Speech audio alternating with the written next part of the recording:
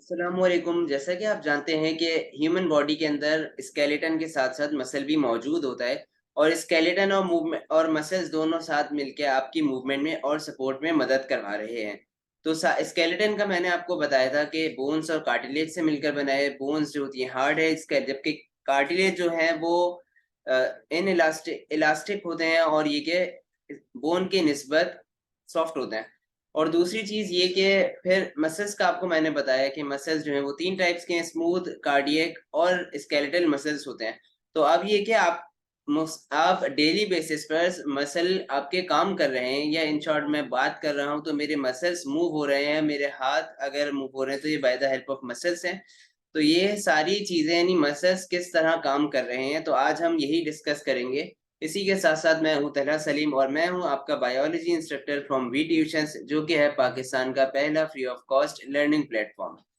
Lecture की जानिब चलते हैं। Support and movement chapter 2, second year biology.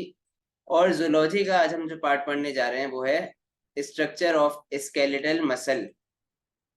तो आपको मैकेनिज्म यानी किस तरह काम करते हैं, उससे पहले आपको ये जरूर पता होना चाहिए कि स्केलेटल मसल का स्ट्रक्चर कैसा होता है। स्केलेटल मसल के आपको लेक्चर 6 में जस्ट एक फीचर्स, इंपॉर्टेंट फीचर्स बताए थे, क्या क्या खासियत होती है स्केलेटल मसल में या स्मूथ या कार्डियक मसल में। तो स्केलेटल मसल क्योंकि आपकी मूवमेंट में मदद करवा रहे हैं, तो इसीलिए स्ट्रक्चर हम स्केलेटल मसल का देखेंगे। तो सबसे पहले, muscles are connected to the bone by the help of tendon. अब ये एक मसल है और मसल में आप देखें कि मसल का एक जो यूनिट है, मसल का एक जो यूनिट है या एक स्मॉलेस्ट पार्ट, अगर मैं मसल को कट करूं, डायसेक्ट करूं, तो जो पार्ट्स निकल रहे हैं वो ये हैं, मसल फाइबर कहलाते हैं। ये मसल फाइबर जो है, इनकी आउटर मेम्ब्रेन है वो कहलाती है सार्कोलीमा, जबकि इनके अंदर जो फ्लूइड है वो कहलाता है सार्कोप्लाज्म। इसी तरह जो एंडोप्लाज्मिक रेटिकुलम इनमें मौजूद होगा वो कहलाएगा सार्कोप्लाज्मिक रेटिकुलम। तो इस तरह ये भी फिर आपको मैंने बताया था कि स्केलेटल मसल स्ट्राइटेड होते हैं, जैसे कि आपको इस तस्वीर में नजर आ रहा है, और ये कि एलोंगेटेड भी होते हैं, स्पिंडल शेप के होते हैं। और बाकी ये मल्टी न्यूक्लिएटेड होते हैं, ये ब्लू कलर से ये न्यूक्लियस है। और माइटोकॉन्ड्रिया की तादाद इनमें ज्यादा होती है क्योंकि ये मूवमेंट में मदद करवा रहे हैं।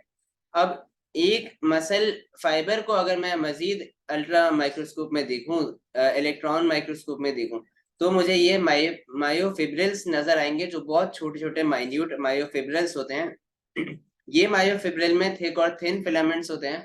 थिक फिलामेंट जो है वो है मियोसिन, और जो थिन फिलामेंट्स हैं वो है एक्टिन। उसके साथ साथ फिर आपको ये भी बताते चलूं कि इनमें जो एक्टिन और मियोसिन होते हैं, ये बेसिकली आप ये कह सकते हैं फंक्शनल यूनिट है मसल का। और जो मियोसिन की बात है, तो एक मियोसिन सराउंड हुआ हुआ होता है बाय 6 थिन फिलामेंट्स, और वो थिन फिलामेंट्स होते हैं वो है ट्रोपोनिन, ट्रोपोमायोसिन और एक्टिन। अब चलते हैं कि जो मायोफिब्रिल को भी अगर मैं मजीद जूम करता हूं, तो इस तरह से आपको बैंड्स नजर आते हैं। ये बैंड्स में आप देखें, इसको मैं जूम कर लेता हूं, तो अब आप ये देखें, ये जो बैंड्स हैं बेसिकली, ये पूरा जो हिस्सा है ये कहलाता है सार्कोमेयर। और इस सार्कोमेयर में आप ये कह सकते हैं the distance between two Z lines is called sarcomere. Z line क्या होती है कि जेड लाइन को जोआशिनशिप लाइन भी कहते हैं। तो Z line basically consist of dark bands and light bands. अब यहाँ पर मजीद आपको बैंड्स नजर आएंगे, जैसे ए बैंड, आई बैंड और एच बैंड। तो अब ये क्या होते हैं ये डिस्कस करते हैं। सबसे पहले ए बैंड क्या होता है। ए बैंड को एनिसोट्रॉपिक बैंड भी कहते हैं, और ए बैंड वो बैंड होता है जो ये आपको सेंट्रल इसका पार्ट नजर आ रहा है, यानी ये कुछ पार्ट म्योसिन का भी कवर कर रहा है, कुछ पार्ट एक्टिन का भी। ये सेंटर पे जो नजर आ रही है आपको लाइन, ये है म्योसिन, और ये जो ऊपर वाली लाइन है ये है एक्टिन प्रोटीन्स। अब ए बैंड में कुछ म्योसिन और कुछ एक्टिन प्रोटीन आती है। तो ए बैंड जो होता है, ये एनिसोट्रॉपिक बैंड, ये डार्क कलर का नजर आता है अंडर पोलराइज लाइट, क्योंकि ड्यू टू डबल रिफ्रैक्शन, या फिर इसकी थिक नेचर, क्योंकि इसमें दोनों आ रहे हैं चीजें। दूसरे जो आता है बैंड वो आता है एच बैंड, जिसे हेंसेंस बैंड भी कहते हैं।